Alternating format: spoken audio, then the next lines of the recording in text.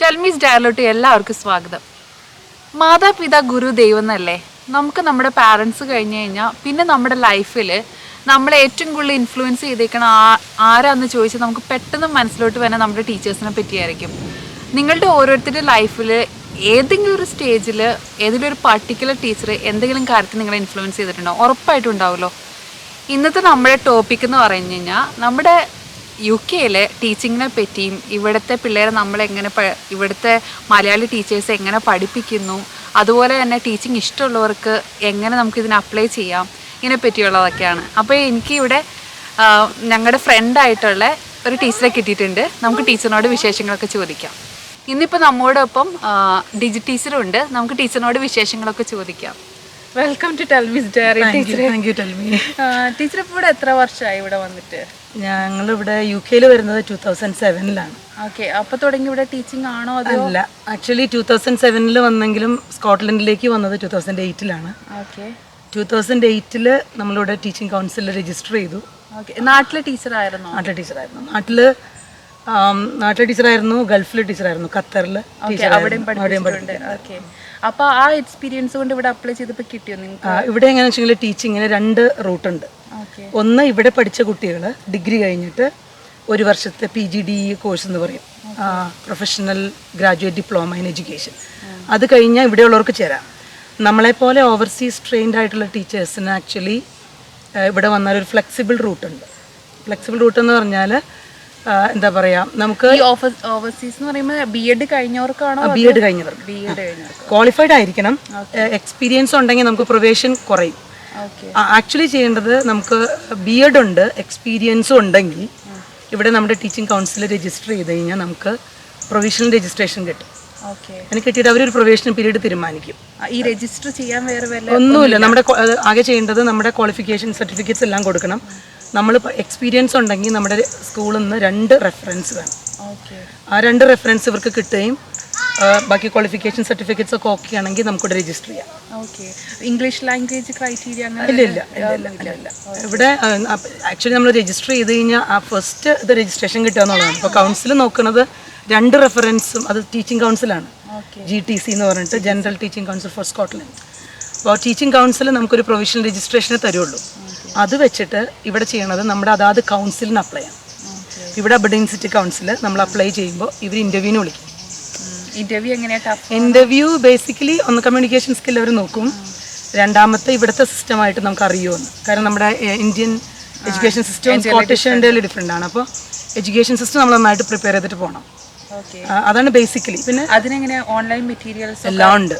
നമ്മൾ ഗൂഗിൾ അടിച്ചാൽ തന്നെ സ്കോട്ടിഷ് എഡ്യൂക്കേഷൻ സിസ്റ്റം അടിച്ചാൽ കരിക്കുലം എന്താണ്, അതിൻ്റെ സിസ്റ്റം എങ്ങനെയാണ് വർക്ക് ചെയ്യുന്നത് ഒക്കെ ഉണ്ട്.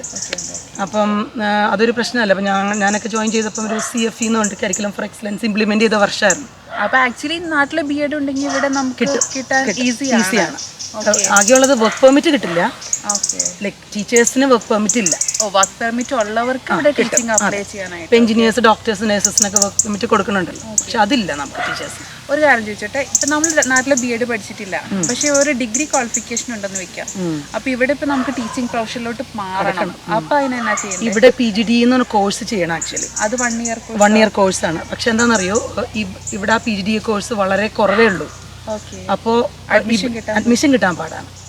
അതേസമയം BEd ആയിട്ട് വരണമെങ്കിൽ നമുക്ക് കുറച്ചും കൂടെ ഈസിയാണ്. അല്ലെങ്കിൽ ഇവിടെ PGDE ഇപ്പോൾ ഒരു നമുക്കറിയാവുന്ന ഒരു കുട്ടി കുറച്ച് ദിവസം ഇവിടെ ഉണ്ട്, നമ്മുടെ സ്കോട്ട്ലൻഡിലുണ്ട്, പുള്ളിക്കാരിക്ക് കിട്ടിയിട്ടില്ല.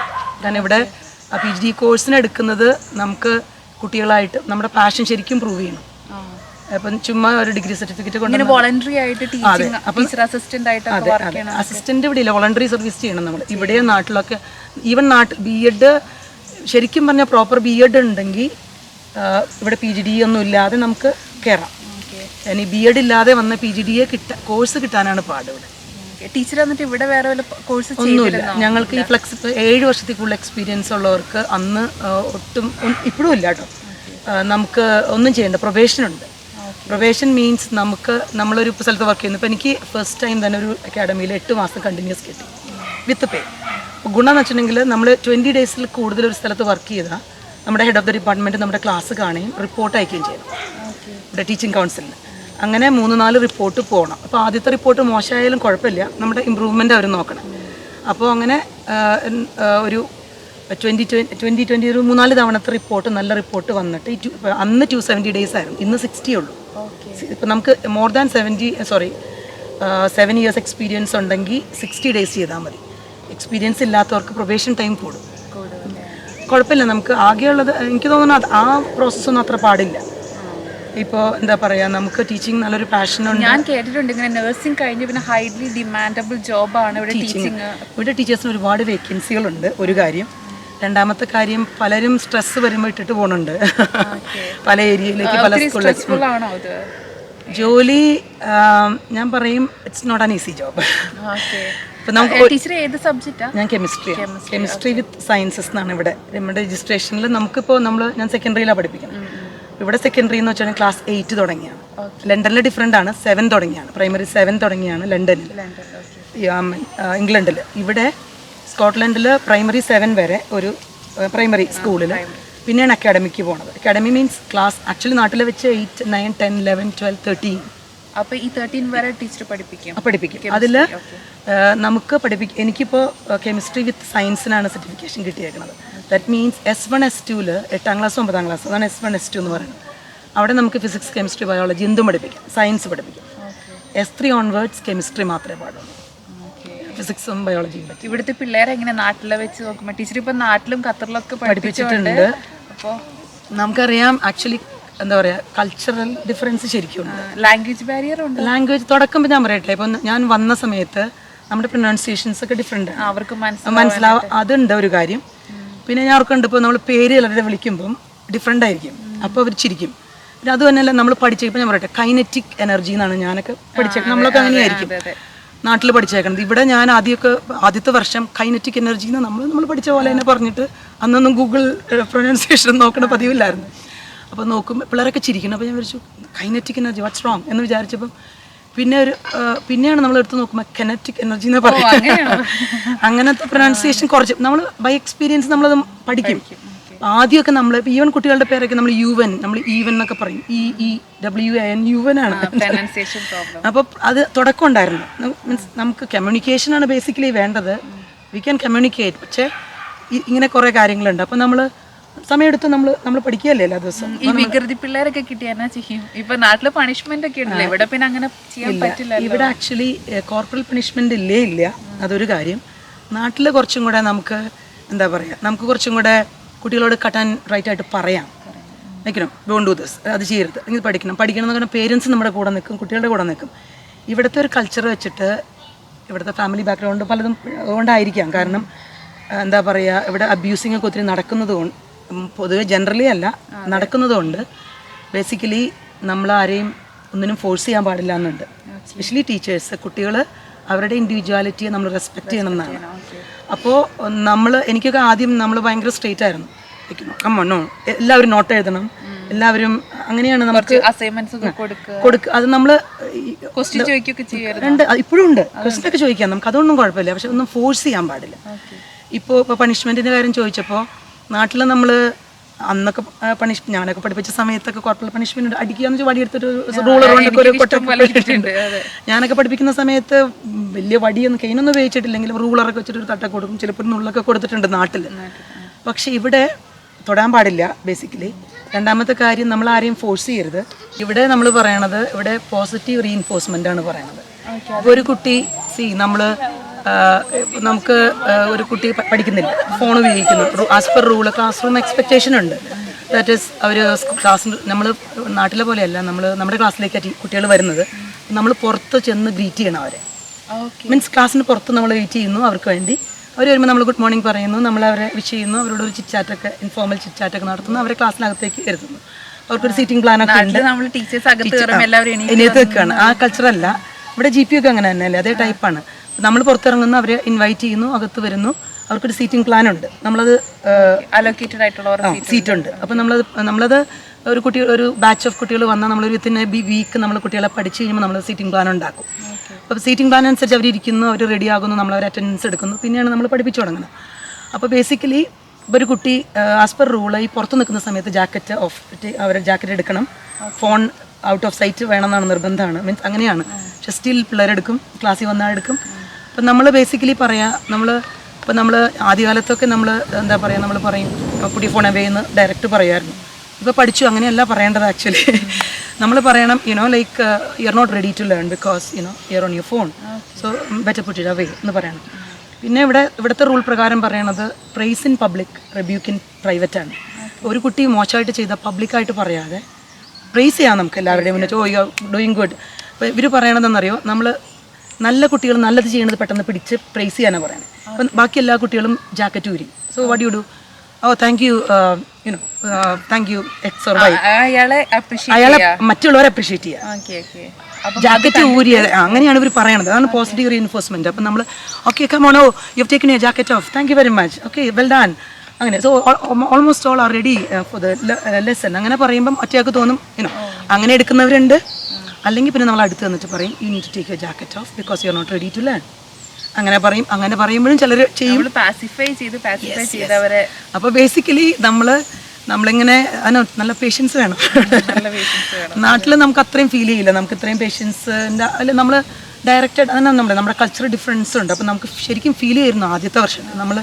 പിന്നെ നാട്ടിലുണ്ട് ഇപ്പോൾ പിള്ളേർക്ക് മാർക്ക് പറഞ്ഞ ടീച്ചേഴ്സിന് അതൊരു പ്രഷറാണ് പാരൻസിന്റെ ഭാഗത്തു നിന്നായാലും. അത് നിങ്ങൾക്ക് അങ്ങനെയുണ്ട്? ഇവിടുത്തെ പാരൻസ് പേരൻസ് ബേസിക്കലി മാർക്ക് കുറഞ്ഞാൽ അങ്ങനെയല്ല. ഇപ്പോൾ നമുക്കുണ്ടല്ലോ, ഇപ്പോൾ ഒരു കുട്ടി അറ്റൻഡൻസ് ഇവിടെ ഭയങ്കര ചിലർ കേട്ടോ മോശമാണ്, പക്ഷേ കുറേ ദിവസം വരില്ല അങ്ങനെയൊക്കെ. അപ്പം അങ്ങനെ കൺസേൺസ് ഉള്ളപ്പോൾ അല്ലെങ്കിൽ പഠിക്കുന്നില്ല, കുറേ പേര് ഹോംവർക്ക് ചെയ്യുന്നില്ല, അങ്ങനെ കൺസേൺസ് ഒക്കെ നമ്മൾ അറിയിക്കണം അവരെ പേരൻസിനെ. അപ്പോൾ വൺസ് നമ്മൾ അറിയിച്ച് നമ്മുടെ ഭാഗം ക്ലിയർ ആക്കിയാൽ നമുക്ക് അത്രയും പേടിക്കാനില്ല. നമ്മളതൊന്നും ചെയ്യാതെ ഇരുന്നിട്ട് അവസാനം മാർക്ക് കുറഞ്ഞാൽ ചിലപ്പോൾ നമുക്ക് പ്രശ്നമായിട്ട് വരും. അങ്ങനെ ഒരു കാര്യമുണ്ട്. പക്ഷെ നമ്മളിപ്പോൾ ചെയ്യണത്, ഇപ്പോൾ കുട്ടികളെ നമുക്കറിയാലോ, ഒരു ടേം കഴിഞ്ഞു, ഒരു കുട്ടി ഇത്രയും പെർസെൻറ്റേജ് ഓഫ് അറ്റൻഡൻസ് കുറവാണ്, പൂറാണ് അറ്റൻഡൻസ്. അപ്പോൾ നമ്മൾ നമ്മുടെ ഹെഡ് ഓഫ് ദി ഡിപ്പാർട്ട്മെൻറ്റിനെ അറിയിക്കും. കൺസേൺ ഫോംസ് ഒക്കെ ഉണ്ട്, അത് പേരൻസിന് പോകും. അപ്പോൾ നമ്മൾ നമ്മുടെ ആ ഭാഗം ക്ലിയർ ആക്കി, അല്ലെങ്കിൽ പഠിക്കുന്നില്ല, അല്ലെങ്കിൽ ഹോംവർക്ക് ചെയ്യുന്നില്ല, അങ്ങനെയുള്ള കാര്യങ്ങളൊക്കെ ഉണ്ട്. അപ്പം നമുക്ക് അങ്ങനെയൊക്കെ നമ്മളെ തന്നെ സേവ് ചെയ്യാം. പക്ഷെ സ്റ്റിൽ നമുക്ക് നമ്മുടെ കൾച്ചർ വെച്ചിട്ട് ഫീലാണ്. നമുക്ക് പിള്ളേർ മാർക്കില്ലെങ്കിൽ, അവർ പഠിക്കുന്നില്ലെങ്കിൽ, ഹോംവർക്ക് ചെയ്യുന്നില്ലെങ്കിൽ നമുക്ക് സങ്കടമാണ്. ബേസിക്കലി ഗിൽറ്റി ഫീലിംഗ് ഉണ്ട്. അതിനപ്പുറം നമുക്ക് സങ്കടമാണ് ആക്ച്വലി. നമുക്ക് ഒരു ഔട്ട്കം കൊടുക്കാൻ പറ്റുന്നില്ലല്ലോ, അവരുടെ അച്ചീവ്മെന്റിൽ നമുക്ക് ഹെൽപ്പ് ചെയ്യാൻ പറ്റുന്നില്ലല്ലോ എന്ന് നാച്ചുറലി നമുക്കൊരു ടീച്ചർ എന്ന നിലയ്ക്ക്. ടീച്ചർ ഇങ്ങനെ നാട്ടിൽ നമ്മുടെ ഒരു റിലേഷൻഷിപ്പ് കീപ്പ് ചെയ്യുമല്ലോ, ടീച്ചർ സ്റ്റുഡന്റ് എന്നുള്ള അങ്ങനത്തെ ഒരു റിലേഷൻഷിപ്പ് അങ്ങനെ ഉണ്ടോ? ഇപ്പോൾ പഠിച്ചു പോയ പിള്ളേര്, പഠിച്ചിറങ്ങിയ പിള്ളേരായിട്ട് ഇല്ല, പേഴ്സണൽ കോണ്ടാക്ട് ഇല്ല. പക്ഷേ ഉണ്ടല്ലോ, ചില കുട്ടികൾ ഏറ്റവും കുറുമ്പരായിട്ടുള്ള കുട്ടികളുടെ ഇടയ്ക്ക് നമ്മൾ അതിലിപ്പോൾ മിസ്സസ് ഫ്രാൻസിസ് സവാരി എന്നൊക്കെ ചോദിക്കുമ്പോൾ നമ്മൾ ഫൈൻ നമ്മളെന്ത് അങ്ങനെയുണ്ട്. പക്ഷേ ഇവിടുത്തെ റൂൾ പ്രകാരം നമുക്ക് പേഴ്സണൽ നമ്മൾ ഫോൺ നമ്പർ കൊടുക്കുകയൊന്നുമില്ല. നാട്ടിൽ കുഴപ്പമില്ല, അതെല്ലാം ഇവിടെ അല്ലാത്തതുകൊണ്ട് നമ്മൾ ആർക്കും പേഴ്സണൽ ഡീറ്റെയിൽസ് ഒന്നും കൊടുക്കില്ല. പക്ഷെ നമ്മൾ കാണുമ്പോൾ പുറത്തൊക്കെ കാണുമ്പോൾ ഉണ്ട്, നല്ല ഉണ്ട്. പിന്നെയുള്ളത് എന്താ പറയുക, ഇപ്പം നമ്മുടെ സ്കൂളിലായാലും ചില കുട്ടികൾ ഭയങ്കര ലവ്ലി കുട്ടികളുണ്ട്, നമ്മളെ ട്രസ്റ്റ് ചെയ്യുന്നവരും നമ്മളെ ഇഷ്ടപ്പെടുന്നവരൊക്കെ ഉണ്ട്. പക്ഷേ ചിലർ, ഞാൻ പറഞ്ഞില്ലേ, ഇവിടുത്തെ എന്താ പറയുക ഫാമിലി ബാക്ക്ഗ്രൗണ്ടൊക്കെ ആയിരിക്കാം, ചില മെജോറിറ്റി അല്ല, കുറച്ച് പേർക്കൊക്കെ ഉണ്ടല്ലോ. ഇവിടെയെന്ന് വെച്ചിട്ടുണ്ടെങ്കിൽ അത്ര സ്റ്റേബിൾ ഫാമിലി അല്ലാതെ വരുമ്പോൾ, ഞാനൊരു കുട്ടിയുടെ കാര്യം ഓർക്കുകയാണ്. ഒരു കുട്ടിയെ ഞാൻ മുൻപ് പഠിപ്പിച്ചിരുന്നൊരു സ്കൂളിലാണ് ഇവിടെ തന്നെ സ്കോട്ട്ലൻഡിൽ. അപ്പോൾ ആ കുട്ടിയെ എന്നും ഭയങ്കര ഒന്നുകിൽ എന്തെങ്കിലും കഴിച്ചുകൊണ്ടിരിക്കുക, അല്ലെങ്കിൽ ഫോണ്, അല്ലെങ്കിൽ വർത്തമാനം പറയുക, അല്ലെങ്കിൽ എയ്റോപ്ലെയിൻ ഉണ്ടാക്കിയിട്ട് അങ്ങനെയൊക്കെ ക്ലാസ്സിലുണ്ടായിരുന്നു. അപ്പോൾ നമ്മൾ അന്ന് ഈ വർഷം നമുക്ക് ഡിറ്റൻഷൻ പോലും കൊടുക്കാൻ പാടില്ലെന്നാണ്, പണിഷ്മെൻറ്റ് അങ്ങനെ ഇല്ല. പണിഷ്മെൻറ്റ് ചോദിച്ചിട്ടൊന്നും കംപ്ലീറ്റ് ചെയ്തില്ല കേട്ടോ, സോറി. നമ്മൾ പറയില്ലേ ഒരു കുട്ടിയെ പണിഷ്മെൻറ്റ് മീൻസ് ഇപ്പോൾ ഒരു റീസ്റ്റോറേഷൻ ടോക്കാണ്, മീറ്റിംഗ് ആണ്. അവരെ വിളിച്ചിട്ട് എന്തായിരുന്നു നിങ്ങളുടെ വാട്ട് വെന്റ് റോങ് ആക്ച്വലി, എന്താ നിങ്ങൾ കോൺസെൻട്രേറ്റ് ചെയ്യാതിരുന്നത്, അങ്ങനെ ടോക്ക് ചെയ്താൽ എന്താ പ്രോബ്ലം അനലൈസ് ചെയ്ത് നമ്മളത് ഒരു മ്യൂച്വൽ അണ്ടർസ്റ്റാൻഡിങ്. ചിലർക്ക് നേരിട്ട് പഠിപ്പിക്കുന്നത് നമ്മൾ പറയണത് മനസ്സിലാവുന്നില്ല, അല്ലെങ്കിൽ ചിലപ്പോൾ ചിലർക്ക് വീഡിയോ വേണം, അങ്ങനെയുള്ള കാര്യങ്ങൾ നമ്മൾ അനലൈസ് ചെയ്ത് മനസ്സിലാക്കിയിട്ട് നമ്മളും കറക്റ്റ് ചെയ്യണം, അവരും കറക്റ്റ് ചെയ്യണം. അതാണ് പണിഷ്മെൻറ്റ്. എന്താ പറയുക, അങ്ങനെ നമ്മൾ കറക്റ്റ് ചെയ്ത് മുന്നോട്ട് പോകുന്നത്. ഇപ്പോൾ നേരത്തെ ഒരു കുട്ടിയുടെ കാര്യം പറഞ്ഞത്, ഇപ്പോൾ ഒരു കുട്ടി ഭയങ്കരമായിട്ട് മിസ്ബിഹേവ് ചെയ്യണു. അപ്പോൾ അന്ന് നമുക്ക് 10 മിനിറ്റ്സ് ഡിറ്റൻഷൻ അങ്ങനെയൊക്കെ കൊടുക്കാമായിരുന്നു. 10 മിനിറ്റ്സ് ഡിറ്റൻഷൻ മീൻസ് ബ്രേക്ക് ടൈമിൽ നമ്മുടെ അടുത്ത് വരണം. അവർക്ക് ബ്രേക്ക് ടൈം ലൂസ് ചെയ്യുന്നതുകൊണ്ട് അവർക്ക് ഇഷ്ടമുണ്ടാവില്ല. നമ്മുടെ അടുത്ത് വരുമ്പോഴാണ് നമ്മളൊരു റീകൺസിലിയേഷൻ ടോക്കാണ് ബേസിക്കലി. അപ്പോൾ നമ്മൾ ചോദിക്കും എന്താ മിസ്ബിഹേവ് ചെയ്യണം എന്താ. അപ്പോൾ അവൻ പറയും ആ കുട്ടികളുള്ളതുകൊണ്ടായിരുന്നു, അല്ലെങ്കിൽ കറക്റ്റ് കാര്യം പറയും. അടുത്ത ദിവസം ബിഹേവ് ചെയ്യാൻ നോക്കുമ്പോൾ അവരൊക്കെ അഗ്രി ചെയ്യും. പക്ഷെ നെക്സ്റ്റ് ഡേ ക്ലാസ് വരുമ്പോൾ ടോട്ടലി ഡിഫറെൻറ്റ്. അപ്പോൾ നമ്മളൊരു 5-8 തവണ ഒരു കുട്ടിയെ തന്നെ നമ്മളിങ്ങനെ ചെയ്യുമ്പോൾ നമ്മൾ ഹെഡ് ഓഫ് ദ ഡിപ്പാർട്ട്മെൻറ്റിനോട് സംസാരിക്കും, ഗൈഡൻസ് ടീച്ചറോട് സംസാരിക്കുമ്പോൾ ഒരു കുട്ടിയുടെ കാര്യം കേട്ട് 8ാമത്തെ സ്റ്റെപ്പ് ഡാഡാണ് ആ കുട്ടിയുടെ, പെർട്ടിക്കുലർ കുട്ടിയുടെ. എല്ലാവരും അങ്ങനെയല്ല. അപ്പോൾ എന്താണെന്ന് വെച്ചിട്ടുണ്ടെങ്കിൽ ആ കുട്ടിക്ക് he doesn't trust anyone, he doesn't even trust his mum. അപ്പോൾ ടീച്ചേഴ്സിനെ എങ്ങനെയാണ് ട്രസ്റ്റ് ചെയ്യാം? അതെ. അപ്പോൾ ബേസിക്കലി നമ്മളിപ്പോൾ നല്ല സ്നേഹത്തോടെ നമുക്ക് പഠിക്കേണ്ടതെന്ന് പറയുമ്പോൾ no I don't want to study എന്നുള്ളൊരു ആറ്റിറ്റ്യൂഡ് കാണിക്കും. അത് നമ്മൾ മൈനോറിറ്റി അങ്ങനെ കുറച്ച് ആളുകൾ കുട്ടികൾ അങ്ങനെയുള്ളവരുണ്ട്. അപ്പോൾ ഫാമിലി ബാക്ക്ഗ്രൗണ്ട് അവരുടെ ബിഹേവിയറിനെ റിഫ്ലക്റ്റ് ചെയ്യുന്നുണ്ട്. അപ്പോൾ പക്ഷെ നന്നായിട്ട് ബിഹേവ് ചെയ്യുന്ന നല്ല കുട്ടികളുണ്ട്. അപ്പോൾ നമ്മുടെ നാട്ടിലെ പോലെ തന്നെ നന്നായിട്ട് റെസ്പെക്ട് ചെയ്യുന്ന നല്ല കുട്ടികളെ നമുക്ക് കാണാം. ശരിക്കും ടീച്ചർ ഈ ജോബ് ശരിക്കും എൻജോയ് ചെയ്യുന്നുണ്ടോ? ഇപ്പോൾ എൻജോയ് ചെയ്യുന്നുണ്ടാവല്ലോ. ഞാൻ പറയണത് ടീച്ചിങ് എൻ്റെ പാഷനാണ്. എനിക്ക് സബ്ജക്റ്റ് ഭയങ്കര ഇഷ്ടമാണ്, കെമിസ്ട്രി, പിന്നെ കുട്ടികളെ ഭയങ്കര ഇഷ്ടമാണ്. അപ്പോൾ നമുക്ക് ഒരു ചെറിയ കോൺട്രിബ്യൂഷൻ അവരുടെ ലൈഫിൽ കൊടുക്കാൻ പറ്റുമെങ്കിൽ അങ്ങനെ ഒരു സന്തോഷമുണ്ട്. പക്ഷെ ചലഞ്ചസ് ഉണ്ട് ഓഫ് കോഴ്സ്. നമുക്ക് ഇപ്പോൾ ഈ പാൻഡമിക് സിറ്റുവേഷനിൽ എങ്ങനെയാണ് നിങ്ങൾക്ക്? ഓൺലൈനാണോ? അല്ല ഓൺലൈൻ ആയിരുന്നു. നമ്മുടെ കഴിഞ്ഞ മാർച്ച് മുതൽ ഓഗസ്റ്റ് വരെ ഓൾമോസ്റ്റ് എല്ലാം, ജൂലൈ ഹോളിഡേയ്സ് വരെ ഓൺലൈൻ ആയിരുന്നു. അത് കഴിഞ്ഞിട്ട് ഓഗസ്റ്റിൽ പക്ഷേ സ്കൂൾ തുറന്നപ്പം വിത്ത് കുറേ കണ്ടീഷൻസ് ഉണ്ട്. കോറിഡോഴ്സിലൊക്കെ എല്ലാവരും മാസ്ക് വെക്കണം, സാനിറ്റൈസിങ്, സോഷ്യൽ ഡിസ്റ്റൻസിങ് നടക്കണില്ല ക്ലാസ്സിൽ. പക്ഷേ എന്നാലും നമ്മൾ ഉപയോഗിച്ച സാധനങ്ങൾ 72 hours കഴിഞ്ഞിട്ട് ഉപയോഗിക്കാൻ പാടുള്ളൂ. അങ്ങനെയൊക്കെ ഉണ്ട്. അപ്പോൾ പ്രാക്ടിക്കൽസ് ഒക്കെ ചെയ്യാൻ ഇച്ചിരി റെസ്ട്രിക്ഷൻസ് ഒക്കെ ഉണ്ട്. എന്നാലും കുഴപ്പമില്ല, ലെസ് നടക്കുന്നുണ്ട്. ബാക്ക് ടു നോർമലാണ് ഓൾമോസ്റ്റ്. നമുക്ക് ടീച്ചറിന്റെ പേ അല്ല ചോദിക്കാൻ ഉദ്ദേശിക്കുന്നത്, ആവറേജ് ടീച്ചേഴ്സിന് ഇവിടെ എത്ര പേ കിട്ടുന്നത്? പേ ഒക്കെ അത്യാവശ്യം നല്ല പേ? കുഴപ്പമില്ല. ഇവിടെ 36 to 42 ആണ്. 42 ഇപ്പോൾ കൂടി, ഈ വർഷം 45 ആക്കി പെറാനം. അപ്പം വലിയ കുഴപ്പമില്ലാത്ത സാലറിയാണ്. അതായത് 36 ലക്ഷത്തിന്റെ അടുത്ത് വരും 36,000 ഒരു വർഷത്തിൽ. ഒരു മാസം ഒരു ബേസിക് 2,200 ഒക്കെ വരും. നമുക്ക് കട്ടൊക്കെ ഉണ്ട്. അപ്പം നമ്മുടെ ഇൻഷുറൻസ് അതൊക്കെ പിടിച്ചിട്ട് 2,200 ഒക്കെ കൈ കിട്ടും. നാട്ടിൽ വെച്ച് നോക്കുമ്പോൾ ഒരു 2 ലക്ഷത്തിന്റെ അടുത്ത്. 2 ലക്ഷം.